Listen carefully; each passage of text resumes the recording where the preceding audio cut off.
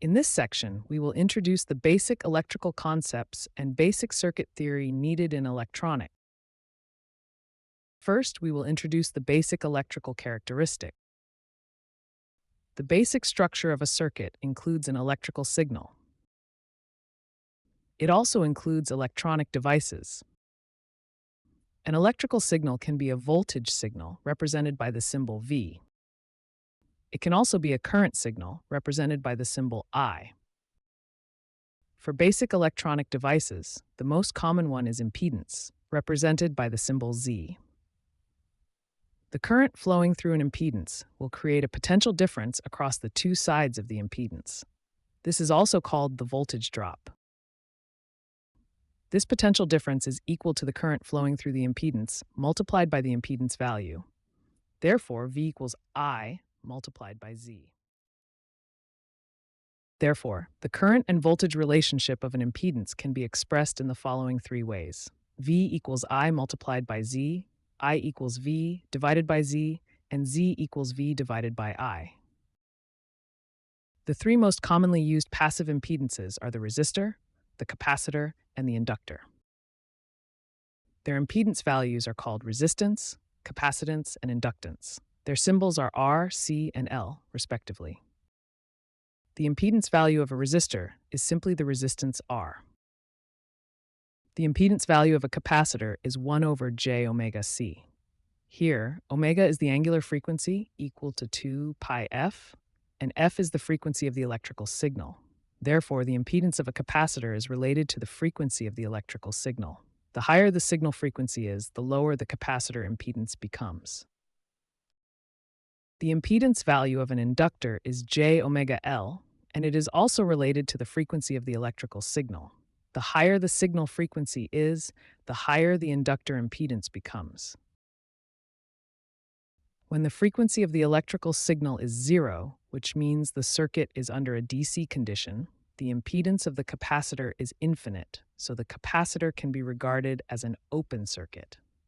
The impedance of the inductor is 0, so the inductor can be regarded as a short circuit. When the frequency of the electrical signal is not 0, meaning an AC signal is applied, the impedances of the capacitor and the inductor change with frequency. As the frequency increases, the capacitor impedance decreases, while the inductor impedance increases. When the operating frequency is approximately infinite, the capacitor impedance becomes 0, so the capacitor can be regarded as a short circuit. The inductor impedance becomes infinite, so the inductor can be regarded as an open circuit. Next, we will introduce the basic ways of connecting impedances. When several impedances are connected in a chain, as shown in the figure, there is only one current path. Therefore, the same current flows through every impedance. This current is IS. This connection is called series connection. The total potential difference along the entire current path from Z1 to Z3 is Vs. The voltage drops across the three impedances are V1, V2, and V3. Therefore, the total potential difference is equal to the sum of the individual potential differences. So Vs equals V1 plus V2 plus V3. The potential difference across Z1 is V1 equals Is multiplied by Z1. The potential difference across Z2 is V2 equals Is multiplied by Z2. The potential difference across Z3 is V3 equals Is multiplied by Z3. Therefore, we can obtain the total potential difference. Vs equals Is multiplied by Z1 plus Is multiplied by Z2 plus Is multiplied by Z3. After factoring out Is on the right-hand side of the equation, we can obtain Vs as Is multiplied by the sum of the impedances.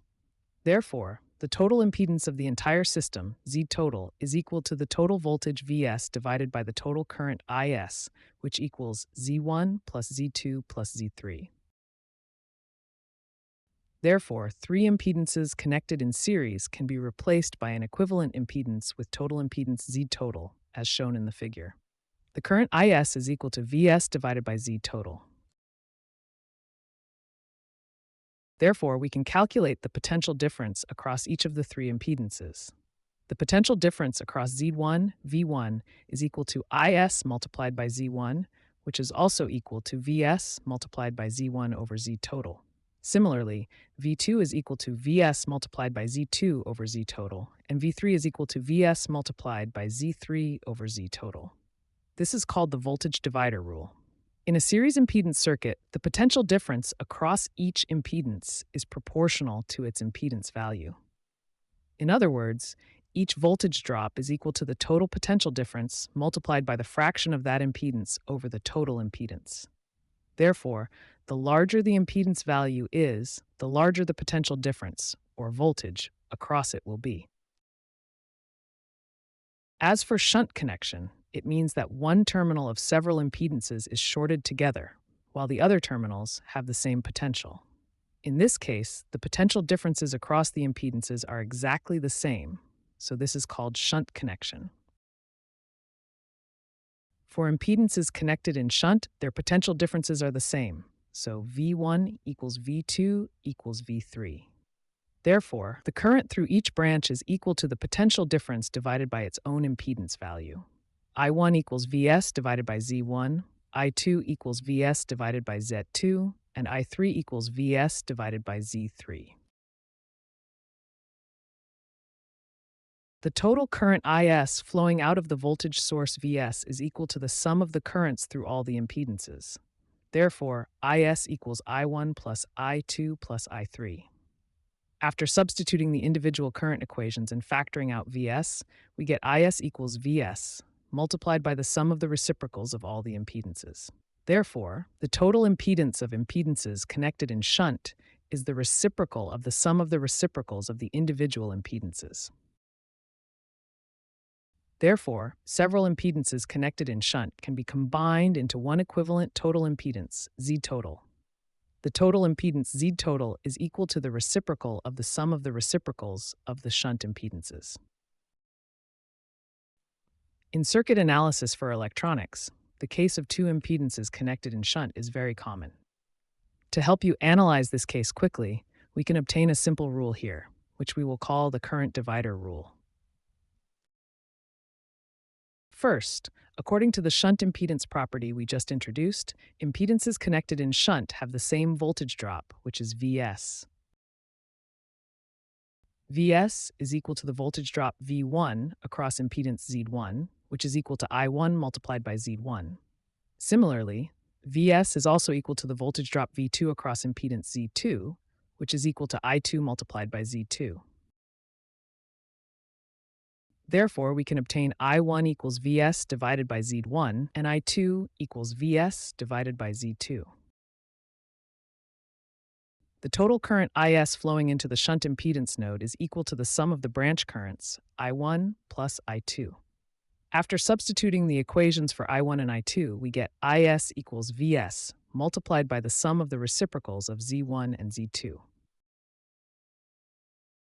Next, substituting Vs equals I1 multiplied by Z1, we can finally obtain the current flowing into impedance Z1. I1 equals the total current Is divided by Z1 plus Z2, and then multiplied by Z2.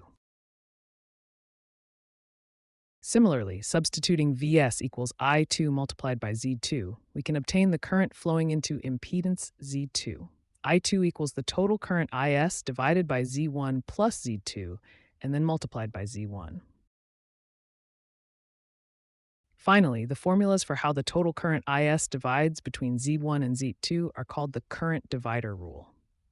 It allows us to quickly calculate the fraction of the total current that flows through each impedance when Z1 and Z2 are connected in shunt.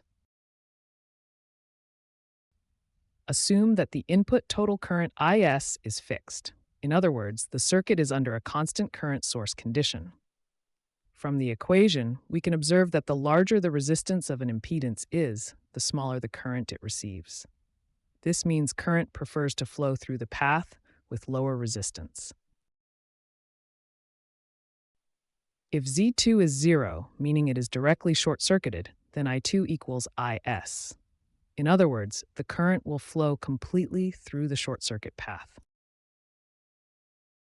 Next, we introduce Kirchhoff's current law, abbreviated as KCL. It states that at any node in a circuit, the total current flowing into the node is equal to the total current flowing out of the node. Therefore, as shown in the figure, the total incoming current, I1 plus I2, is equal to the outgoing current, I3. In circuit diagrams, the current directions are usually assumed directions. If the real current direction is the same as the assumed direction, the current value is positive. If it is opposite, the current value is negative. Therefore, as shown in the figure below, the assumed directions of all three currents are flowing into the node.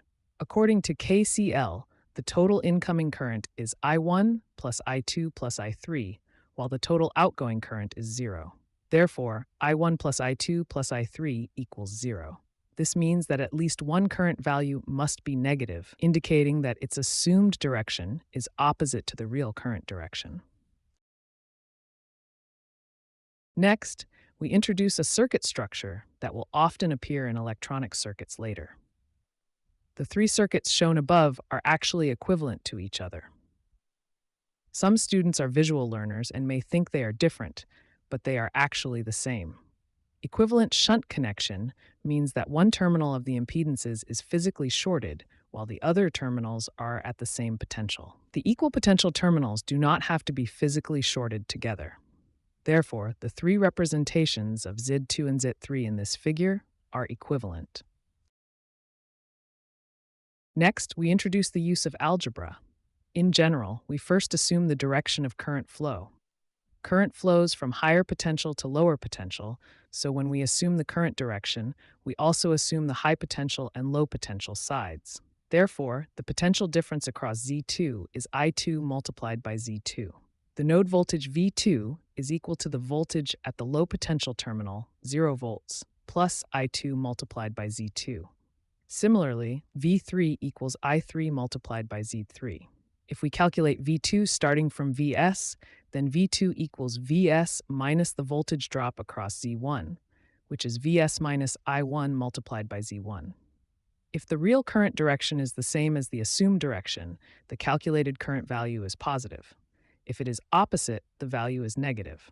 Therefore, you do not need to worry too much about whether the assumed direction is correct. You only need to keep the assumed current direction consistent with the assumed high to low potential direction. For the same circuit, we can also choose a different assumed current direction as shown in the figure below. V2 equals the voltage at the 0 volt terminal minus the voltage drop across Z2, which is I2 multiplied by Z2. Therefore, V2 equals negative I2 multiplied by Z2. V3 is the same as V2. If we start from Vs and the current direction is from high potential to low potential, then V2 equals Vs plus the voltage drop across Z1, which is I1 multiplied by Z1. Therefore, comparing the two assumed current direction settings, we will obtain different positive and negative signs in the calculation. This concludes the introduction to several basic electrical concepts used in electronics. In the next class, we will continue with the basic structure and equivalent circuit of amplifier circuits.